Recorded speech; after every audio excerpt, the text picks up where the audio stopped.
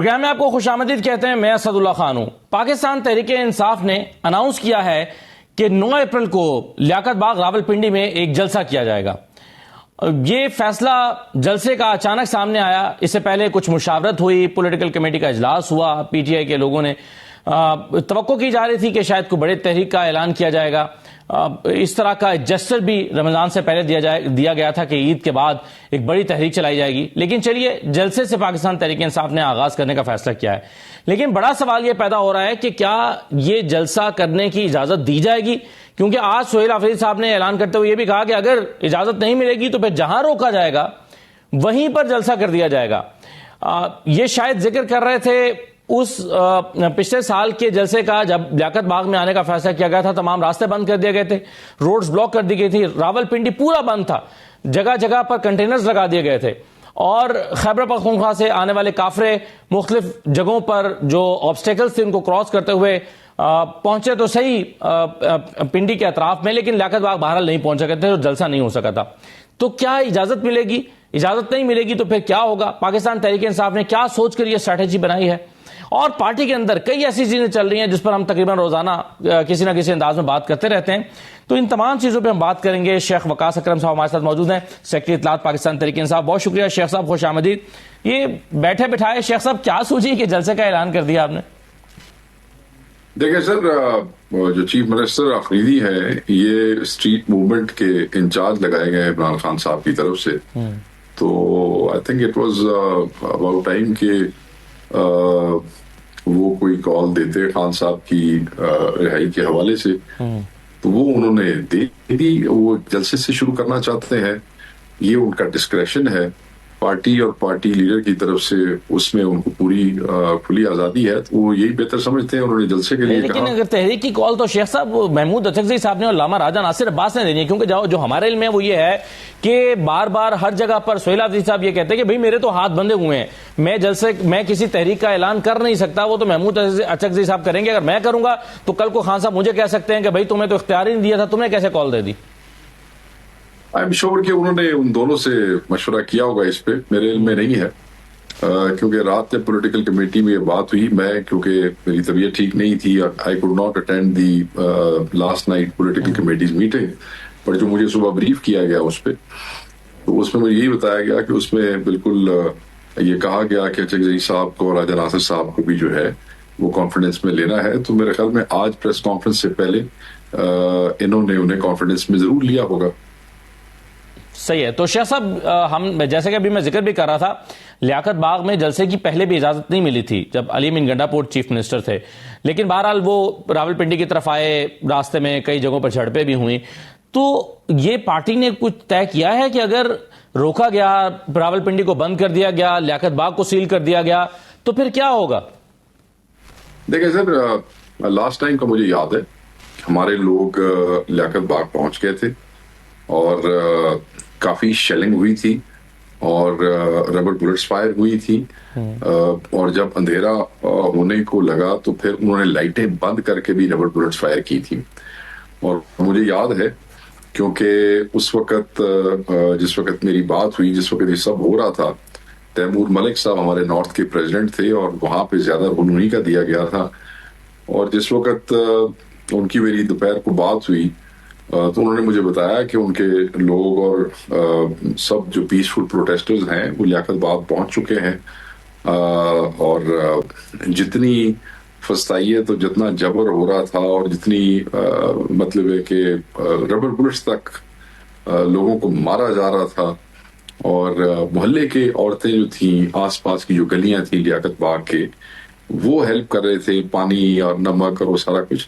وہ سینز آپ کے سامنے ہوں گے اگر آپ اپنے آرکائیو میں سے نکالیں گے, سوشل میڈیا میں بھی آپ کو مل جائیں گے. تو پھر پارٹی نے اس وقت یہ فیصلہ کیا تھا کہ اس کو ہم کال آف کریں گے, کیونکہ ہمارے لوگ پہنچ گئے ہیں. جو کے پی سے قافلہ چلا وہ اٹک کے پل کو کراس کرتا ہوا, کٹی پہاڑی کو کراس کرتا ہوا, پنجاب حکومت کی طرف سے لگائی گئی تمام آبسٹیکلز کو کراس کرتا ہوا ضلع پنڈی میں شامل, مطلب میں پہنچ گئے تھے. پنڈی ضلع میں وہ انٹر ہو گئے تھے, اور میرے خیال میں اوے لائک گھنٹہ کو اوے تھے شاید, یا سوا گھنٹہ, مجھے اب ایگزیکٹلی یاد نہیں ہے لیاقت باغ سے. تو پھر جب ادھر سے پنڈی کال آف ہوا اور جو بھی نیشنل لیڈرشپ تھی جب انہوں نے ڈیسیژن لیا کہ یہ تو جو ٹارگیٹ تھا وہاں پہنچنے کا وہ ہمارے لوگ وہاں پہنچ گئے، وہ اچیو ہو گیا، اور اب جو ہے چیزیں بہت نقصان کی طرف جا رہی ہیں، تو وہ پھر علی امین صاحب کو بھی بتا دیا گیا کہ ٹھیک ہے آپ کا آنا ہو گیا، آپ یہاں سے واپس چلے جائیں۔ یہ ہوا تھا، بالکل صحیح ہے۔ اور ذہن میں اس پہ کافی کرٹیسزم بھی ہوا تھا، آپ کو یاد ہے؟ جی جی جی، مگر میرے خیال میں اس وقت جو صورتحال تھی آن گراؤنڈ، جس طریقے سے شیلنگ اور ربر بلٹس آ رہی تھی، مرشد صاحب ہم اسی لیے لیاقت باغ کی پچھلی والی کال کو یاد کر رہے ہیں نا کہ اس مرتبہ ممکنہ طور پر کیا ہو سکتا ہے۔ مگر میرے ذہن میں جو سوال پیدا ہو رہا ہے وہ یہ ہے کہ پچھلے 2.5-3 مہینے میں ہم جانتے ہیں کہ بہت سارے رابطے پاکستان تحریک انصاف کے ہوئے ہیں حکومت کے ساتھ بھی مختلف سطحوں پر، کوئی رانا ثناء اللہ صاحب کے ساتھ، کہیں محسن نقوی صاحب کے ساتھ انگیجمنٹ رہی ہے، کہیں مقتدرہ کے ساتھ بھی پیغام رسانی رہی ہے، شاید اب بھی یہ رابطے ہیں کسی نہ کسی سطح پر۔ تو کیا سمجھا جائے کہ ان رابطوں سے یا بیک ڈور چینل جو کھلا ہوا تھا اس سے کچھ برآمد نہیں ہو سکا، اس لیے پاکستان تحریک انصاف نے یہ کال دے دی ہے، یعنی اس کو پچھلے 2-2.5 مہینے کی کوششوں کو ناکام سمجھا جائے؟ نہیں سر، میں یہ نہیں سمجھتا۔ میں یہ سمجھتا ہوں کہ صرف رابطوں کی بنیاد پہ آپ اپنی constitutional right of peaceful protest روک نہیں دیتے۔ یہ چیزیں دونوں طرف سے ہوتی ہیں۔ جسٹ کہیں پہ کوئی رابطہ کر رہا ہے تو اس کا یہ مطلب نہیں کہ آپ اپنا مومنٹم جو ہے اس کو بریک کر دیں گے۔ میں یہ سمجھتا ہوں کہ یہ اس وجہ سے نہیں ہوا ہے۔ میں یہ سمجھتا ہوں کہ جو ہے وہ اوبیسلی اسٹریٹ موومنٹ کی ذمہ داری بہت عرصہ پہلے خان صاحب نے افریدی صاحب کے حوالے کی تھی، تو یہ ان کا ڈسکریشن تھا کہ وہ کب شروع کرتے، انہوں نے اب جلسے کا اعلان کر دیا، ٹھیک ہو گیا۔ دوسری طرف میں آپ کو یہ بتانا چاہتا ہوں، اور یہ میں بڑا واضح کر دینا چاہتا ہوں، کہ جو بھی آپ نے کہا کہ رانا ثناء اللہ سے شروع ہو کے اور نقوی صاحب اور پھر مقتدرہ کی آپ نے بات کی، اس وقت پاکستان تحریک انصاف کا کسی بھی بیک ڈور چینل سے، کسی بھی حوالے سے کسی سے کوئی رابطہ، کوئی گفتگو، کوئی بات چیت، کوئی شنید نہیں ہے، کچھ نہیں ہے، نو۔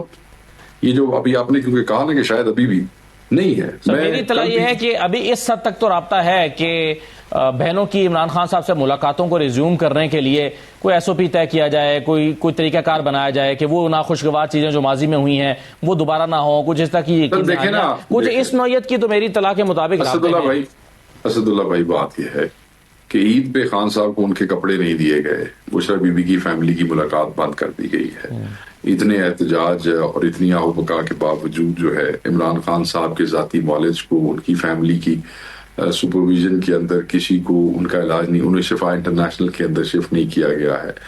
ان کو ڈے ٹور کے لیے 2 دفعہ لایا گیا، انجیکشن لگا کے واپس لے جاتے ہیں، وہ بھی ہمیں نہیں بتاتے کیا ہے، کوئی نہ کوئی چیز۔ تو ان سارے معاملات کو دیکھتے ہوئے کیا آپ سمجھتے ہیں کہ کسی قسم کا کوئی بیک ڈور چیزیں جب چل رہی ہوتی ہیں تو پھر ایسے ہوتا ہے جو اس وقت پاکستان تحریک انصاف کے قائد اور اس کی پارٹی کے ساتھ ہو رہا ہے؟ میں نہیں سمجھتا۔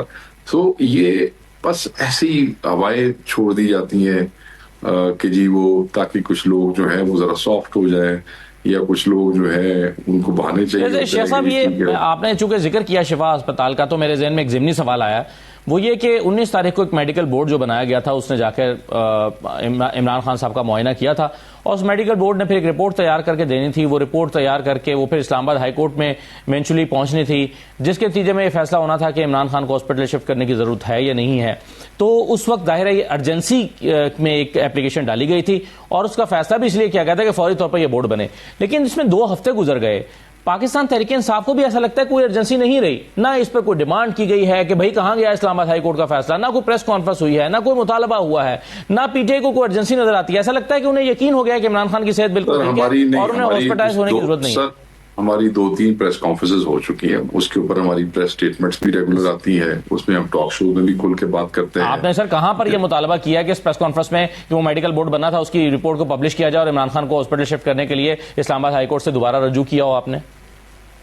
دیکھیں سر، اسلام آباد ہائی کورٹ تو ابھی بھی آج سے 3 دن پہلے بھی سارے اسلام آباد ہائی کورٹ کے سامنے موجود تھے۔ اب میں یہ سمجھتا ہوں کہ جو حالات اسلام آباد ہائی کورٹ کے ہیں وہ آپ کے سامنے ہے کہ اس وقت کیا ہو رہا ہے اور چیزیں کیسے ڈیلے کی جاتی ہیں، اور کس طریقے سے خاص طور پہ پاکستان تحریک انصاف کے کیسز کو جو ہے وہ غیر سنجیدہ طور پہ ڈیل کیا جاتا ہے۔ اپنی طرف سے جو ہماری ٹیم آف لائرز ہے وہ بیچارے تو سب کچھ کرتے ہیں، اب چیزیں آگے ججز کے ہاتھ میں 26ویں 27ویں ترمیم کے بعد جو حالت ہو گئی ہے جوڈیشری کی، وہ میڈیا سے چھپی بھی تو نہیں ہے۔ صحیح ہے. اچھا شیخ صاحب, آپ نے بھی میڈیا سے شکوہ کیا, ایک شکوہ اگر آپ اجازت دیں تو میں آپ سے بھی کر لیتا ہوں, اور وہ یہ ہے کہ میں نے آپ سے نہیں آپ نے ذاتی طور پر ہم سے نہیں کیا, اوور آل میڈیا سے آپ نے کہا نا کہ پالیسی ہے یا جو بھی, لیکن میں آپ سے یہ عرض کرنا چاہتا ہوں کہ آپ کی اور میرے علم میں یہ آیا کہ آپ کی ایک میٹنگ میں یہ ڈسکس بھی ہوا کہ آج کل میڈیا جو ہے وہ ہمارے لوگوں کو ٹاک شوز میں بلا کیوں نہیں رہا, اور کہیں ایسا تو نہیں ہے کہ چینلز نے اپنی پالیسی تبدیل کر لی ہو. یہ میرے علم میں ہے کہ آپ کی ایک میٹنگ میں اس طرح کی چیز ڈسکس ہوئی ہے, لیکن میں آپ کو یہ بتانا چاہتا ہوں کہ ہم روزانہ سلمان راجہ صاحب کو میسج کرتے ہیں, فون کرتے ہیں, روزانہ بیرسٹر گوہر صاحب کو میسج کرتے ہیں, فون کرتے ہیں, اسد کیسر صاحب کو بارہا ہم رابطہ کر چکے ہیں. آپ کی پارٹی کی سینئر لیڈرشپ دستیاب ہی نہیں ہو پا رہی ہے اپنا موقف دینے کے لیے. اپنا سر پلیٹ فارم میں اپنی حد تک تو پیش کر رہا ہوں نا سر. دیکھیں آپ مجھے بتائیں کہ پارٹی کا موقف ایز انفارمیشن سیکرٹری میں نے دینا ہے. مجھے جب بھی آپ نے حکم کیا کہ میری طرف سے کوئی آپ کی طبیعت کی خرابی کے باوجود آپ تشریف لائیں سر, آپ کا تو شکریہ, لیکن آپ کی پارٹی کی اور بھی لیڈرشپ ہے نا سر, انہیں بھی تو کبھی کبھی گاہے حوالہ پارٹی کا جو آفیشیل موقف ہے اس کا میں ذمہ دار ہوں. تسی میرے تو لے لیا کرو, اگر کوئی اویلیبل نہیں ہوتا تو میں حاضر ہوں, 24 گھنٹے حاضر ہوں. کچھ چیزیں میں نے بیرسٹر گوہر سے پوچھنی ہے سر, اب میں کیا کروں بتائیں. ٹھیک ہے, میں ان سے بات کرتا ہوں بیرسٹر صاحب سے, میں انہیں کہتا ہوں کہ وہ آپ کے پروگرام میں آئے. I'll try to I'll convince him کہ وہ ضرور آئے. چلے سر, میں ایک بیرسٹر گوہر صاحب سے پوچھنے والا سوال آپ کے سامنے رکھ دیتا ہوں. یہ بھی آپ کی ایک میٹنگ میں ڈسکس ہوا کہ عطا تارڑ صاحب نے ایک پریس کانفرنس کی ہے, اور اس پریس کانفرنس میں انہوں نے الزامات لگائے ہیں قاسم خان پہ, اور وہ الزام جو ہے وہ جھوٹا ہے, تو کیوں نہ عطا تارڑ صاحب کے خلاف قانونی چارہ جوئی کی جائے. ہماری اطلاع یہ ہے کہ بیرسٹر گوہر صاحب نے اس کو ویٹو کر دیا, انہوں نے کہا کہ نہیں یہ ہمیں بالکل نہیں کرنا چاہیے, ہم ان کے خلاف کیس کریں گے تو پھر وہ بھی ہمارے خلاف کیس کریں گے. دیکھیں یہ ایز سچ پولیٹیکل کمیٹی میں تو اس قسم کا کوئی ویٹو انہوں نے نہیں کیا ہے, اور نہ پارلیمانی کمیٹی میں سر. پارلیمانی کمیٹی کیونکہ فزیکل ہوئی تھی, وہ آن لائن ہوئی نہیں تھی, تو اس میں ڈسکشنز ہوئی, اور اس میں ہر آدمی نے اپنی اپنی انپٹ دی, اور اس انپٹ میں ہو سکتا ہے کہ گور صاحب نے جو ہے ان کا کوئی پوائنٹ آف ویو ہو, مگر میں نہیں سمجھتا کہ پارلیمانی کمیٹی کے اندر گور صاحب یا کسی اور آدمی نے کھڑے ہو کے یہ کہا ہو کہ جی ہم نے یہ نہیں کرنا اور تارڑ کے خلاف نہیں کرنا. نہیں, میں نے یہ بات بعد میں پارلیمانی پارٹی کے گروپوں میں ڈسکس ہوئی. میں نے پرٹیکولرلی بہت سے ینگ ایم ایل ایز کو فون کیے, میں نے ان سے پوچھا بھائی نہ دسو وہ کنے ویٹو کیتا ہے اور کس نے کہا ہے کہ یہ نہیں ہونا چاہیے. پھر پارلیمانی پارٹی کے واٹس ایپ گروپ کے اندر تمام ایم ایل ایز یہ پوچھتے رہے کہ بھائی وہ کون ہے, نام بتائیں اس کا, تاکہ ہم اس کو نیم اور شیم کر سکیں. اور گور صاحب بھی اس کا حصہ ہیں, تو کسی نے گور صاحب کا نام نہیں لیا. اچھا, اور یہ 2-3 گھنٹے تک یہ بحث ہوتی رہی. تو اس کا یہ بات جو ہے وہ آؤٹ آف دا کانٹیکسٹ جو ہے وہ بلو کی گئی. میں نہیں سمجھتا کہ کوئی ایسا آدمی ہے, اگر کوئی ہے تو اس کا نام لائیں. تو اس کا مطلب یہ ہوا کہ آپ عطا تارڑ صاحب کے خلاف قانونی چارہ جوئی کرنے جا رہے ہیں, اگر کسی نے منع نہیں کیا اور کسی نے ویٹو نہیں کیا تو. دیکھیں سر, لیگل کمیٹی کے ہیڈ جو ہے وہ سلمان اکرم راجہ صاحب ہیں. ان چیزوں کا ڈیسیژن لیگل کمیٹی لیتی ہے, اس میں سارے وکلاء ہیں, وہی چیزیں ڈرافٹ کرتے ہیں اور وہی فیصلہ کرتے ہیں. تو اس قسم کی جو اپلیکیشنز ہیں وہ میرے علم کے مطابق ڈرافٹ تو ضرور ہوئی ہے. اچھا چلیں, سلمان راجہ صاحب کا آپ نے ذکر کیا. سر سلمان راجہ صاحب نے اپنی پارٹی سے کہ کچھ لوگوں سے تجاویز مانگی تھی کہ بتائیے ہم کیا کر سکتے ہیں, کیسے احتجاج کو بہتر کر سکتے ہیں. انہیں عامر مغل صاحب نے ایک بڑا زبردست ڈاکومنٹ بنا کے دیا جس کے تحت ایک کم ایفرٹ کے ساتھ ایک اچھا احتجاج پلان کیا جا سکتا ہے. اب سلمان راجہ صاحب نے اس ڈاکومنٹ کو بھی اٹھا کے سائڈ پہ رکھ دیا, اور وہ اب جواب ہی دینا مناسب نہیں سمجھ رہے ان لوگوں کو جنہوں نے اس پہ محنت کر کے ڈاکومنٹ تیار کیا ہے. اب یہ سلمان راجہ صاحب سے پوچھنے والا سوال ہے, لیکن آپ چونکہ انفارمیشن سیکرٹری ہیں تو میں آپ سے پوچھ رہا ہوں, تو بتائیے. میں آپ کو بتاتا ہوں, مجھے انہوں نے بھیجا, عامر مغل صاحب نے پرپوز کیا, کیونکہ وہ لائے عمل تو پرپوز ہی کر سکتے ہیں اسلام آباد میں بیٹھ کے. تو انہوں نے مجھے پرپوز کیا, انہوں نے سب کو بھیجا ہوگا, مجھے بھی واٹس ایپ کیا. اس میں جو کمزوریاں جو شکم تھے میں نے اس کو پڑھا ڈاکومنٹ کو سارے کو. پھر اگر آپ کی ان سے بات ہو تو پوچھ لیجئے گا, اس میں کچھ چند کمزوریاں تھیں. انہوں نے اس کا ایک پارٹ 2 بھی تیار کیا کمزوریاں دور کر کے. ہو سکتا ہے بالکل. میں نے انہیں کہا کہ اس میں یہ چیزیں ہیں, اس طریقے سے نہیں ہو سکتا, آپ نے بہت ساری ایگزمپشنز کے اوپر یہ وہ کر دیا ہے. It's a good plan, but kindly جب آپ نے آن گراؤنڈ پیسفل پروٹیسٹ کرنی ہوتی ہے تو it should be based on realities, not on assumptions. تو اس کو بہتر کریں. تو انہوں نے بہتر کر لیا ہوگا.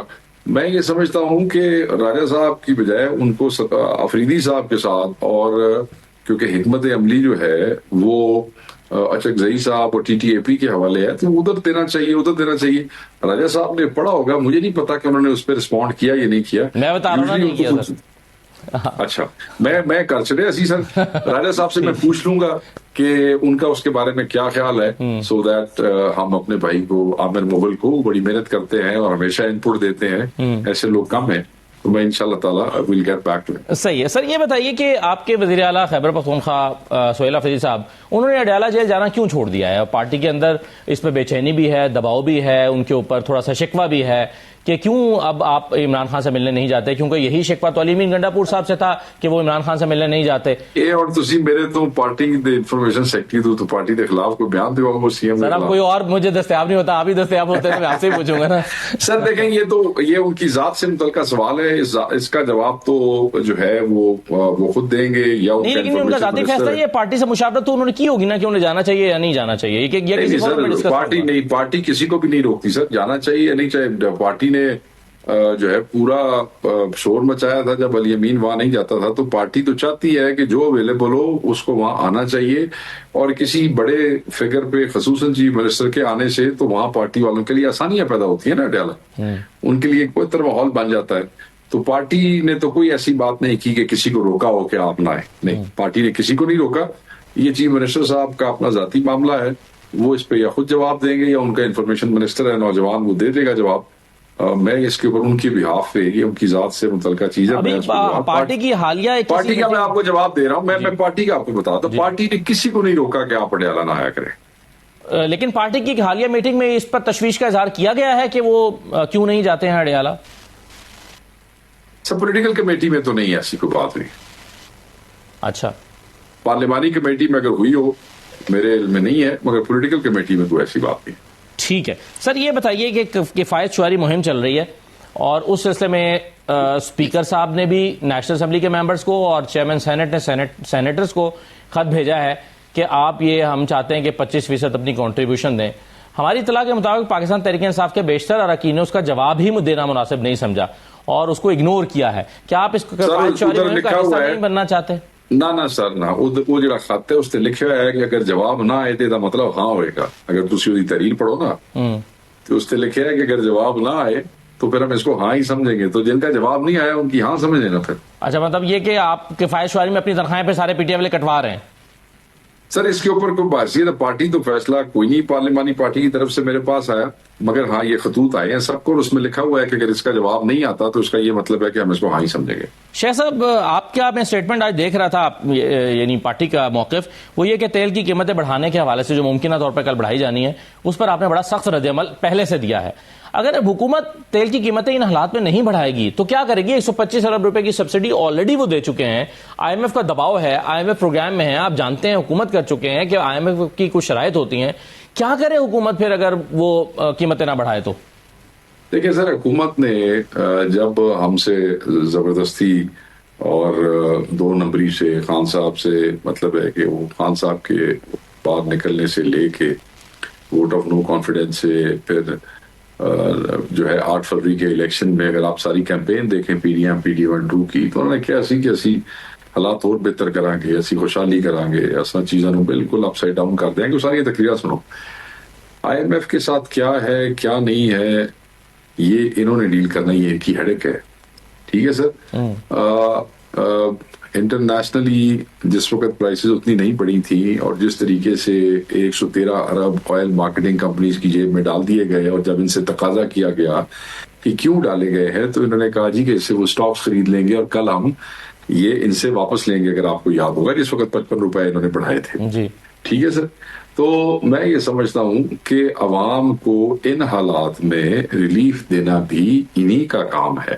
اب یہ کیسے دینا ہے ان کو اس کے اوپر بات کرنی چاہیے. اگر ان کو سمجھ نہیں آتی تو پاکستان تحریک انصاف کے فائنینشیل ایکسپرٹس جو ہیں ان کے ساتھ بیٹھ جائیں، وہ ان سے بہت زیادہ قابل ہیں. تو کیا بہتر ہوگا سر اس سلسلے میں آپ ایک اپنا پروپوزل بنا کے مزمل اسلم صاحب یا آپ کے ایکسپرٹ جو ہیں بالکل سر، میں آپ کو سر بتانے لگا ہوں، ہم ایک نیوز لیٹر جو ہے وہ ایشو کرنے لگے ہیں 2-3 دنوں کے اندر فائنانس اینڈ اکانومی کے اوپر, اور اس میں یہ معیشت کے حوالے سے, تیل کے حوالے سے, اور اس پہ جو ہماری کمیٹی ہے اس میں مزمل بھی ہے, میں بھی ہوں, جھگڑا صاحب بھی ہے, راجہ صاحب بھی ہے, ہمارے جو بھی رانات, فضامہ میلہ, جو لوگ ہمارے, عمر ایوب صاحب جو فائنانس کو بہتر سمجھتے ہیں, سب اس میں شامل ہیں. تو اس پہ کام ہو رہا ہے, 1-2 دن کے اندر ہم وہ ایشو کریں گے. ٹھیک ہے سر, یہ بتا دیجئے, مجھے اچانک یاد آ گیا کہ ایک کمیٹی آپ نے دوبارہ سے تشکیل کی, نیریٹو کمیٹی, اور آپ نے پچھلے دنوں اور آپ نے کہا کہ جی سلمان راجہ صاحب آپ اس کو ہیڈ کرتے ہیں, اور اس میں بڑے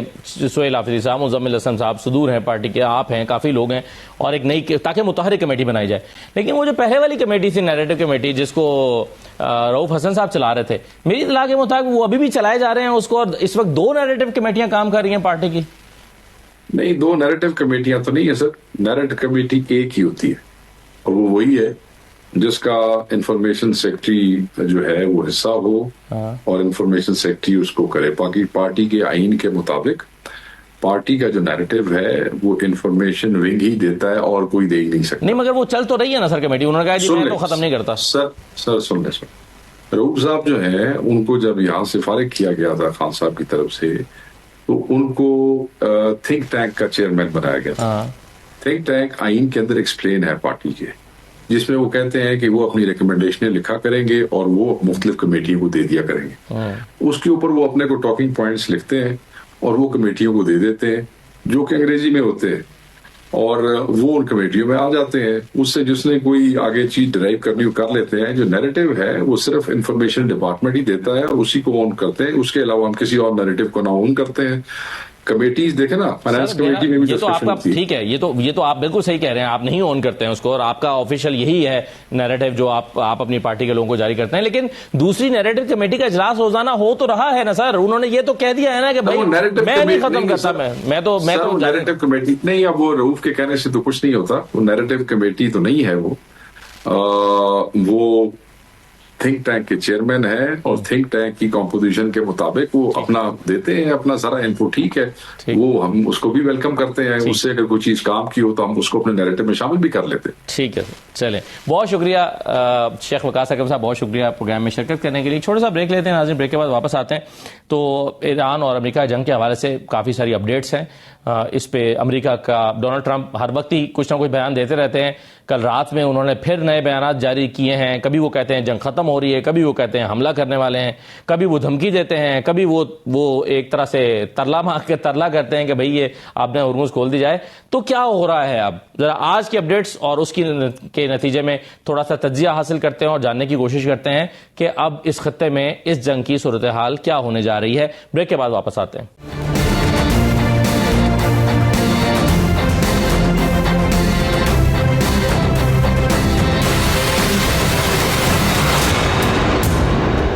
بریک کے بعد آپ کو دوبارہ خوش آمدید کہتے ہیں. کچھ دن پہلے ڈونلڈ ٹرمپ نے کہا تھا کہ جو نیا رجیم آیا ہے ایران کا یہ اچھا ہے, یہ ہم سے معاہدہ کرنا چاہتا ہے, یہ ہم سے ڈیل کرنے کو بالکل تیار ہے. انہوں نے تاثر یہ دیا تھا کہ امریکہ اور ایران کے درمیان ڈیل ہونے والی ہے. آج وہ کہہ رہے ہیں کہ اگر ڈیل نہ ہوئی تو پھر ایران کی توانائی تنصیبات پر حملہ کیا جائے گا. 2 مرتبہ وہ اس سلسلے میں ایکسٹینشن بھی دے چکے ہیں اپنے الٹیمیٹم کو. آج انہوں نے کیا کہا ہے اور کس طرح سے انہوں نے ایران کو سٹون ایج میں دھکیلنے کی دھمکی دی ہے. ہمارے ساتھ پروگرام میں بریگیڈیئر ریٹائرڈ مسعود احمد خان صاحب موجود ہیں, دفاعی تجزیہ کار ہیں. بہت شکریہ بریگیڈیئر صاحب, خوش آمدید. ہمیں جوائن کر رہے ہیں پروفیسر ڈاکٹر ظفر نواز جسپال صاحب, آپ ڈین ہیں IR department Quaid Azam university اسلام آباد کے. بہت شکریہ پروفیسر صاحب, خوش آمدید. اور ڈاکٹر حسن رضا نقوی صاحب ہمارے ساتھ موجود ہیں, آپ سینئر صحافی ہیں, تہران سے ہمیں جوائن کر رہے ہیں. ڈاکٹر صاحب آپ کو بھی خوش آمدید, بہت شکریہ. میں یہ جو ابھی گفتگو کی ہے ڈونلڈ ٹرمپ کی, جو کہ میں نے آپ کو گفتگو سنوائی ہے, یہ گفتگو ان کے پچھلے 4-5 بیانات سے مختلف دکھائی دیتی ہے. یعنی کبھی وہ کہہ رہے ہیں کہ معاہدہ کرنے کو ہم تیار ہیں, ایران تیار ہے, معاہدہ ہونے جا رہا ہے. ایران کو لگتا ہے کہ یہ مختلف طرح کی سٹیٹمنٹ صرف جو آئل پرائسز ہیں اس کو کنٹرول کرنے کے لیے دی جا رہی ہیں. لیکن ایکچولی کیا صورتحال ہے؟ ڈاکٹر ظفر صاحب, آپ کے خیال میں کیا ایران اور امریکہ کے درمیان ڈیل ہونے کا امکان ہے, یا پھر اس بات کا خدشہ ہے جو امریکہ کہہ رہا ہے کہ اگر ڈیل نہ ہوئی تو پھر ہم آپ کی توانائی تنصیبات تباہ کر دیں گے؟ دیکھیں, ہمیں اس تقریر سے ایک چیز بڑی کلیئر ہو رہی ہے کہ امریکہ جو ہے اس وقت ورک آؤٹ کر رہا ہے, اس کو اسٹریٹجکلی ہم یہاں اسٹریٹجک اسٹڈیز میں ٹرم یوز کرتے ہیں, ایسکلیٹ ٹو ڈی ایسکلیٹ. اس نے دیکھا کہ وہ جو پہلے اس کے ہدف تھے کہ 2 دن میں یا 4 دن میں وہ وار کے اپنے آبجیکٹیو اچیو کر رہے گا، وہ تو نہیں ہوئے، 32 ڈیز 33 ڈیز ہو گئے ہیں.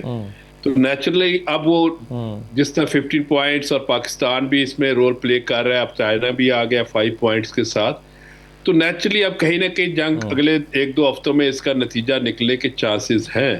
اس میں وہ میکسیمم ایسکلیٹ کرے گا تاکہ پریشر بلڈ آ پائے اور ان کی ٹرمز پہ وہ ایران سے منوا لے. مگر ایران کے پاس بھی اسیمیٹریکل وارفیئر فائٹ کرنے کی کیپیبلٹی ہے جو کہ وہ پرولونگ کر سکتے ہیں. اب اس میں دیکھنا یہ ہے کہ ایسکلیٹ کس طرح کرتا ہے امریکہ. یہاں پہ ایک چیز نہ بھولیں جو انہوں نے اپنی تقریر میں ایک اشارہ کیا جس کو ہم لوگ اگنور کر رہے ہیں. جی انہوں نے کہا جی کہ ہمارا جو آئل ہے وہ اس کی کیپیسٹی ایکسپورٹ کرنے کی جو ہے ان سے زیادہ ہے اس وقت سعودی عربیہ اور رشیا کی ملا کے اس کے برابر پہنچ سکتی ہے. تو وہ یہ کر سکتا ہے کہ یہاں کی آئل مارکیٹ کو ڈسٹرب کر کے امریکن آئل کو دنیا میں بیچنے کی کوشش کر سکتا ہے. یہ ایک اس کا پلائے ہو سکتا ہے. اب یہ کتنا افیکٹو ہو سکتا ہے کتنا نہیں، کیونکہ جو یورپینز ہیں وہ امریکن آئل اور گیس خاص طور پہ اس لیے نہیں امپورٹ کرتے کہ وہاں سے ان کو دور پڑتی ہے اور کاسٹلی پڑتی ہے. تو لہٰذا اب اس کو ہم نے دیکھنا یہ ہے کہ اس کے اندر ٹرکس کیا ہیں. مگر یہ بات درست ہے کہ ڈیل نہیں ہو، ڈیل تو اس وجہ سے نہیں ہوگی کہ ایران اپنے 5 پوائنٹ سے اس نے میکسیمم پوزیشن لی ہوئی ہے. مگر اس میں 1-2 چیزوں پہ ہمیں نہیں بھولنا چاہیے کہ ایران سینکشنز ختم کروائے گا. ایران نے ڈیمونسٹریٹ کر دیا ہے، ایران نے ریجن میں اپنا ایک رول اسٹیبلش کر دیا ہے. تو ایران بھی آپ دیکھ رہے ہیں کہ اسیمیٹریکل وارفیئر میں اس کی نیشن تیار ہوگی ایک شہادتیں دینے کے لیے. تو وہ اس کے پاس سٹیمنا ہے بیئر کرنے کا برڈن، تو وہ تو نہیں مانے گا.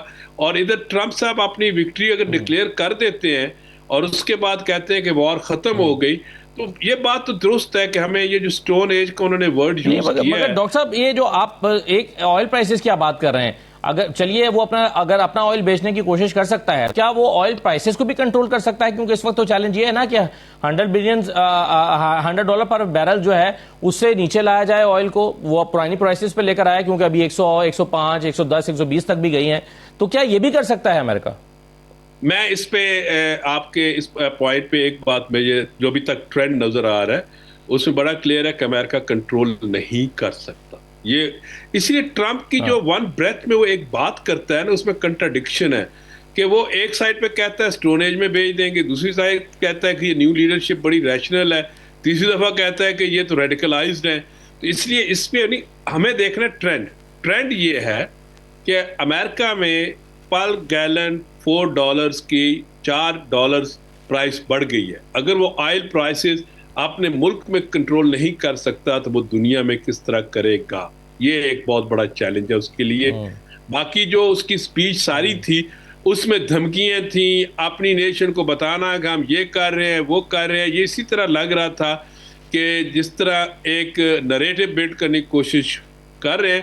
مگر میں جو امریکن اینالسٹ کو بھی دیکھ رہا ہوں وہاں بھی اس کی سپیچ کو کوئی سیریس نہیں لے رہا. یہ ایک بہت بڑا کرائسس ہے اس وقت کہ کوئی بھی اس کی بات کو سیریس نہیں لے رہے.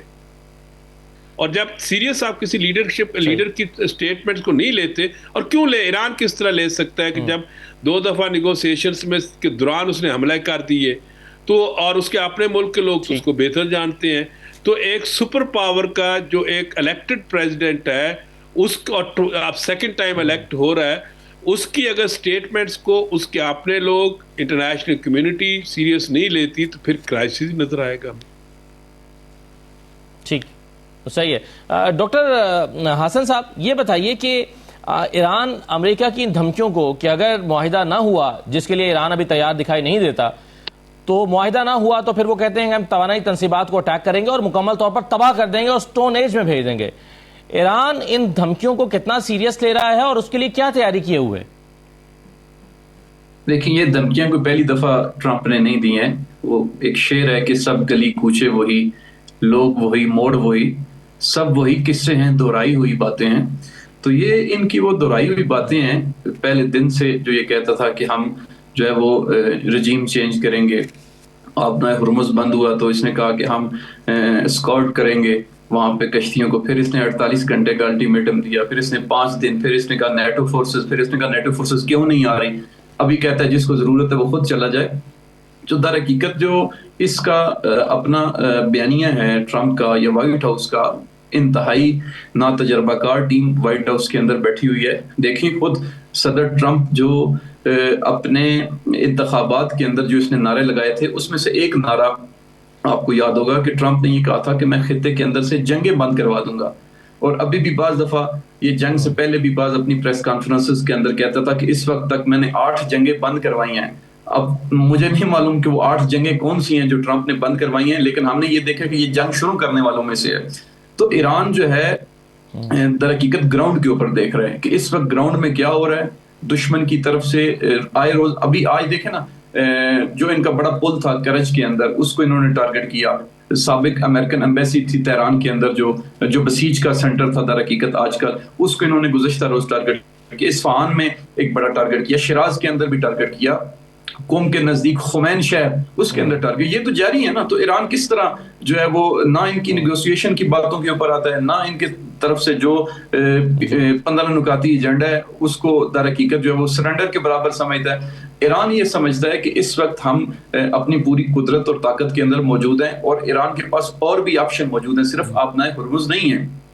ایران جو ہے وہ پوری دنیا کو اس وقت اس نے واقع اس آبنائے ہرمز کے ذریعے ہم دیکھتے ہیں کہ کنٹرول میں لیا ہوا ہے، اقتصادی طور پہ بھی ایران کے کنٹرول میں. لیکن ایران کے بارے میں یہ کہنا ہے کہ ہم ان کو پتھر کے زمانے میں پھینک دیں گے. تو آج صبح میری ایک تہران یونیورسٹی کے پروفیسر سے بات ہوئی تو ان سے میں نے پوچھا کیا آپ پتھر کے زمانے میں جانے کو تیار ہیں؟ تو انہوں نے کہا کہ جس وقت امریکہ خود مرز وجود میں آیا تھا تو اس وقت فارسی کے عظیم شاعر فردوسی کو فوت ہوئے 700 سال گزر چکے تھے. یہ ہماری اتنی قدیم تہذیب ہے، ٹھیک ہے. تو یہ ہمیں پتھر کے زمانے میں بھیجے گا. اور ایرانی قوم کی تاریخ پڑھنی چاہیے. نہیں مگر ڈاکٹر صاحب آپ کے خیال میں اس کے اندر یہ کیپیبلٹی نہیں ہے وہ، یا وہ یہ کرے گا نہیں، اس آپشن پہ جائے گا نہیں کیونکہ اسے پتا ہے کہ پھر ایران جواب میں جو کرے گا اس سے ان کا بھی نقصان ہوگا؟ نہیں، کیپیبلٹی ہوتی تو اب تک انہوں نے کہا تھا ہم نے رجیم چینج کر چکے ہوتے 1 ہفتے کے اندر. اگر ان کے اندر کیپیبلٹی ہوتی تو وہ اس وقت ایرانی توانائی کے اداروں کو ٹارگٹ کرتے، چونکہ انہیں پتہ ہے کہ جواب میں ایران جو ہے وہ اینٹ کا جواب اس وقت پتھر سے دے رہا ہے. اگر آپ ان کی گیس فیلڈ لائن پہ حملہ کریں گے تو ایران اسی دن راس الفان کے اوپر حملہ کرے گا. اگر آپ ان کے گریڈ سٹیشن کے اوپر تہران میں حملہ کریں گے تو ایران اسی دن جو ہے وہ دیمونا کے اندر گریڈ سٹیشن پہ حملہ کرے گا. اگر آپ ان کی جتنی بھی اسٹریٹجک چیزیں ان کے اوپر حملہ کریں گے تو ایران اگلے دن اس سے بڑھ کر کارروائی کرے گا. گزشتہ روز دبئی کے اندر جو 37 امریکی فوجی مارے گئے ہیں، آپ ان کا میڈیا تو بتاتا نہیں ہے نا. ایران نے کھل کے کہا ہے کہ ہم 100% یقین کے ساتھ کہہ سکتے ہیں کہ گزشتہ روز 37 فوجی امریکی جو ہے وہ دبئی کے اندر مارے گئے جو انہوں نے حملہ کیا وہاں پہ. آپ سی این این کو دیکھیں، ان کی اپنی حالت تو یہ ہے اس وقت کہ سی این این انٹرنل امریکہ کے لیے ایک علیحدہ چینل ہے اور انٹرنیشنل سی این این علیحدہ ہے.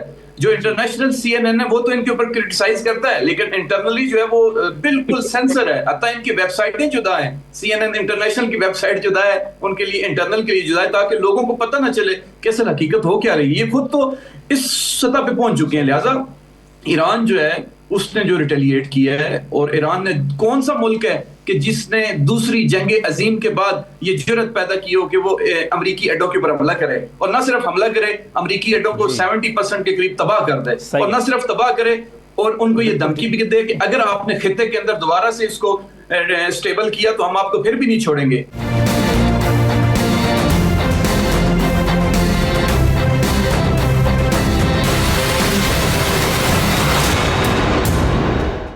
بریک کے بعد دوبارہ خوش آمدید. ڈاکٹر ظفر صاحب، یہ میرے خیال میں یہ سوال آپ کے سامنے رکھتا ہوں کہ ڈونلڈ ٹرمپ کے بارے میں سب اس بات پر متفق ہیں کہ وہ ایک غیر سنجیدہ شخصیت ہیں، وہ ایک انپریڈکٹیبل سی شخصیت ہیں، ان سے کچھ بھی توقع کی جا سکتی ہے، وہ نتائج کو دیکھے بغیر کچھ بھی کہہ دیتے ہیں، کچھ بھی کر گزرتے ہیں. جیسے میکرون کے حوالے سے انہوں نے کہا کہ میں نے فرانس کے میکرون کو فون کیا ہے جس کی وائف اس کے ساتھ بہت برا سلوک کرتی ہے اور وہ ابھی تک اپنے جاب کو سنبھالنے میں لگے ہوئے ہیں. یعنی انہوں نے ٹونٹ کیا ان کے اوپر، اور یہ سب کے سامنے، پوری دنیا کے سامنے اپنی تقریر میں انہوں نے کہہ دیا، نہ سفارتی آداب کا لحاظ اور نہ کچھ اور. تو ان کی شخصیت تو اسی طرح کی ہے. تو ایسے میں ڈاکٹر ظفر صاحب ان سے توقع تو کی جا سکتی ہے کہ وہ جو کہہ رہے ہیں وہ کر گزریں اور واقعی ایران کے اوپر اس طرح سے اٹیک کریں بغیر کانسیکوینسز کو دیکھے ہوئے. دیکھیں، جنگ میں ایک چیز کلیئر ہوتی ہے، آپ کانسیکوینسز نہیں دیکھتے. خاص طور پہ جب great power versus smaller power ہو, جہاں پہ اسیمیٹریکل وارفیئر ہو. اور اسیمیٹریکل وارفیئر میں ہمیں یہ نہیں بھولنا چاہیے, ہسٹوریکلی یہ پروون ہے کہ جو اسٹرانگر پارٹی ہوتی ہے وہ بروٹل ہوتی ہے, اس کے ٹیکٹکس اس طرح ہوتے ہیں جو امریکنس کے اس وقت ہیں, اور جو ویکر سائڈ ہوتی ہے وہ اس کو اپنے ٹائم بار کرتی ہے, ان کو اپنے ٹیکٹک سے اسیمیٹریکلی وہ اس کو ہاریزنٹلی ایسکلیٹ کرتی ہے اور اپنے ٹائمنگ کے ساتھ موو کرتی ہے. اسیمیٹریکل وارفیئر میں صرف ایک ایڈوانٹیج ہوتی ہے جو اس وقت ایران کو ہے کہ اس کو وہ جو جتنا ٹائم بڑھے گا اس کا, جس طرح آج 32 ڈیز ہیں, کل 33 ہو گئے, 34 ہو گئے, تو جو بگ پاور ہے, جو اٹیکر ہے یا اگریسر پاور ہے, وہ زیادہ فرسٹریٹ ہوگی اور فرسٹریشن میں وہ اور زیادہ بروٹیلٹی کرے گی, مگر اینڈ پہ اس کو اس کے نتائج نہیں ملیں گے. جس طرح ابھی پہلے میرے دونوں ساتھیوں نے بڑا کلیئرلی ایکسپلین کیا کس کس وجہ سے وہ کہہ رہے ہیں کہ ٹرمپ کو نتائج نہیں ملے. مگر میرا یہاں ایک کنسرن یہ ہے کہ جب وہ کہتے ہیں اسٹون ایج, دیکھیں ایران کا ایک انفراسٹرکچر انہوں نے تباہ کر دیا ہے اور وہ اور تباہ کر رہے ہیں, مگر ایران میں ایک جو ایڈوانٹیج ایرانیئنس کو ہے کہ 45 ایئرس کی جو ان پہ سینکشنز رہی ہیں یا اس سے پلس 1-2 سال آپ کر سکتے ہیں, ان سینکشنز میں انہوں نے اپنی کنٹری کے اندر انڈیجنس انفراسٹرکچر, چاہے وہ بیلسٹک میزائل ہے یا کروز میزائلس کا ہے, چاہے وہ نیوکلیر ٹیکنالوجی کا ہے, چاہے وہ ریسرچ اینڈ ڈیولپمنٹ ہے, چاہے وہ اس وقت ٹیکنالوجی کے لیے وہ کافی ایڈوانس ہے, لٹریسی ریٹ ہے اس وقت 90+ ان کا لٹریسی ریٹ ہے, چاہے وہ وومن آپ کہہ رہے ہیں ایجوکیشن سائنٹیفک ہے, جو بھی چیز ہے ان کی انڈیجنس. اس سے یہ پوائنٹ آ جاتا ہے کہ اگر وہ آج کلیم کر رہا ہے کہ میں نے اسٹون ایج میں پہنچا دیا, دیکھیں ایران پہ انہوں نے بمبارڈمنٹ اسرائیل اور جو ہے امریکہ نے بغیر اینی ہولڈ بار کی ہے, جس میں انہوں نے نہ اسکول چھوڑے ہیں, نہ مسجد امام بارگاہ چھوڑے ہیں, نہ سیولین جو واٹر پلانٹس ہیں وہ چھوڑے ہیں, نہ انہوں نے کہیں بھی یہ تو نہیں دیکھا نا کہ یہ ہم آرمی یا ملٹری ٹارگٹس پہ کر رہے ہیں. تو کیجولیٹیز بھی ہو رہی ہیں, سب کچھ ہے, مگر ریزیلینس دوسری طرف بھی بہت اسٹرانگ ہے.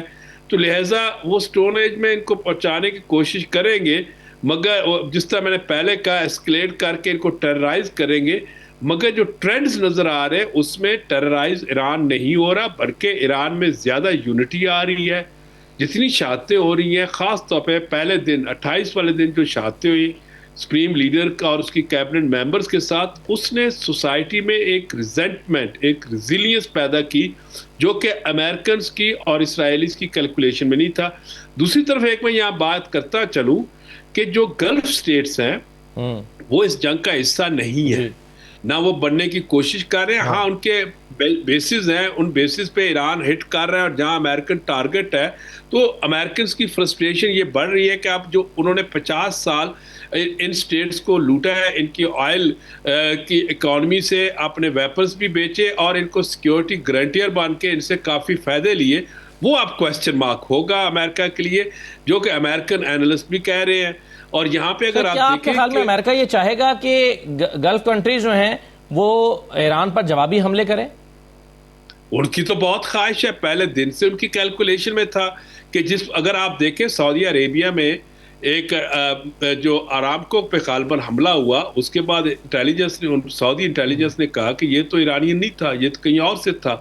تو اس طرح کی انہوں نے کوششیں کی ہیں, مگر ابھی تک ریشنلٹی پریویل کر رہی ہے. اور اس کی یہی ایک نظر آتا ہے کہ سعودی عرب کا جو وزیر خارجہ ہمارے ملک میں ہماری دعوت پہ آئے اتوار والے دن اور یہاں پہ ہمارے ساتھ ڈسکشنز کر کے گئے, تو وہ بہت مطلب افیکٹو کنٹری تھی. اور ایک چیز ہمیں یہاں پہ جب دیکھیں ریجن میں, ٹھیک ہے وہ اسمالر کچھ اسٹیٹس ہیں, کچھ بگر ہیں, اور جس طرح پہلے کہا گیا کہ 2023 میں رپروشما کرایا چائنا نے سعودی عربیہ کا اور ایران کا. اور یہ مت بھولیں ایران کی اور یو اے ای کی 29 بلین $US سے پلس ٹریڈ تھی اس وار سے پہلے, مگر ایران اس وقت اپنی سروائیول کی جنگ لڑ رہا ہے, اس کے لیے اکنامکس اور یہ ساری چیزیں نہیں ہیں امپورٹنٹ. تو یہ جب سروائیول کی جنگ آ جاتی ہے تو اس میں پھر یہ اس طرح کی دھمکیاں زیادہ اثر نہیں کرتی. صحیح ہے. اب سوال یہ پیدا ہوتا ہے ڈاکٹر حسن رضا صاحب کہ ایران کتنا عرصہ اس جنگ کو افورڈ کر سکتا ہے, کتنا عرصہ سسٹین کر سکتا ہے؟ طویل ہو جاتی ہے جنگ تو کیا ہوگا؟ آپ نے ہرمز پر کیا آپ کے خیال میں ایران کا کنٹرول کسی صورت میں چھوٹ سکتا ہے؟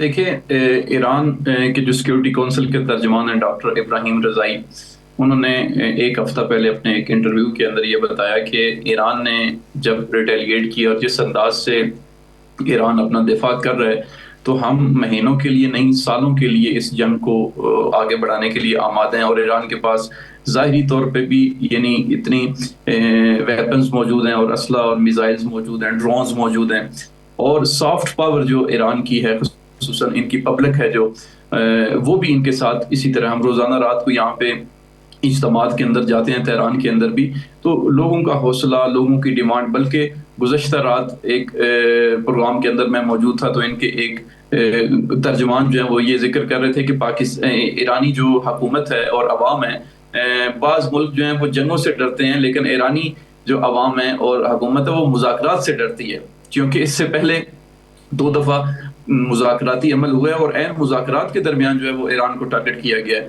لہٰذا ہم جنگ سے نہیں ڈرتے، ہم مذاکرات سے ڈرتے ہیں۔ اور پھر وہ بانی انقلاب امام خمینی کے اس جملے کو کوٹ کر رہے تھے کہ انہوں نے کہا تھا کہ امریکہ کی دشمنی سے نہیں ڈرو، امریکہ کی دوستی سے ڈرو، جب دشمن ہے تو اس کے ساتھ ہم لڑیں گے۔ لہٰذا ایک اور میں بات عرض کرتا چلوں کہ ایران کی جو فضائیہ کے چیف تھے جو کہ گزشتہ 12 روزہ جنگ کے اندر شہید ہوئے تھے، جنرل حاجی زادے، انہوں نے آج سے 1.5 سال پہلے اپنے ایک انٹرویو میں اس طرف اشارہ کیا تھا کہ پورے ایران کے اندر تقریباً 351 کے قریب انڈر گراؤنڈ میزائلز کے سٹی ہیں ہمارے پاس، کہ جہاں پہ ہماری پروڈکشن ہو رہی ہے، اور ہمیں آئندہ اگر جنگ شروع ہو جائے تو اس وقت، آج سے 1.5 سال پہلے انہوں نے یہ کہا تھا، مسلسل ہمارے میزائلز اور ڈرون بن رہے ہیں، اگر جنگ شروع ہو جائے تو ہم کئی سال تک اس جنگ کو اپنے ہی ان چیزوں سے جاری رکھ سکتے ہیں۔ لہٰذا ان کے پاس ظاہری طور پہ بھی جو ٹارگٹس موجود ہیں اور سافٹ پاور موجود ہے، اور پھر ان کے پاس ایک پوری پروفائل موجود ہے دشمن کی خطے کے اندر۔ جبکہ دوسری طرف ہم دیکھیں